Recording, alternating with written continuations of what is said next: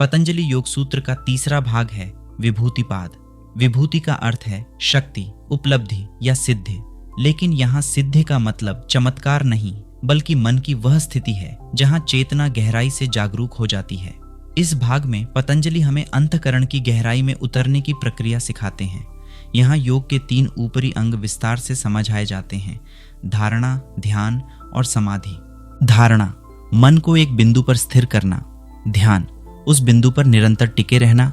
समाधि, जहां ध्यान करने वाला भी मिट जाए और केवल अनुभव शेष रह जाए। ये तीनों एक साथ होते हैं तो उसे कहते हैं संयम।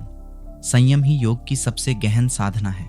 पतंजलि बताते हैं कि जब साधक संयम करता है तो उसमें विशेष प्रकार की आंतरिक शक्तियां जागृत होती हैं, जिन्हें विभूतियां कहा गया है। उदाहरण के लिए, जब कोई संयम पूर्वक किसी वस्तु का ध्यान करता है तो वह उस वस्तु का संपूर्ण ज्ञान पा सकता है, उसका अतीत, वर्तमान और भविष्य।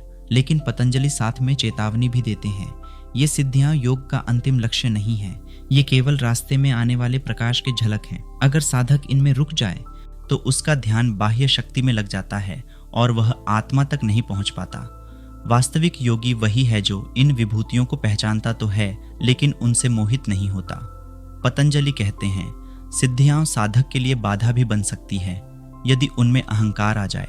इसलिए यह पाद हमें सिखाता है कि भीतर जागृत होने वाली शक्तियों को विनम्रता, विवेक और वैराग्य से देखना चाहिए। विभूतिपाद योग की उस अवस्था की ओर ले जाता है जहां साधक केवल साधक नहीं रहता, वह साक्षी बनता है और चेतना के पार उतरता है। अगर आप भी इस अंतर यात्रा को गहराई से समझना चाहते हैं तो विजडम सेतु चैनल को जरूर सब्सक्राइब करें। एक नया दृष्टिकोण और आत्मा की ओर एक और कदम। मिलते हैं अगले भाग में कैवल्यपाद के साथ। धन्यवाद।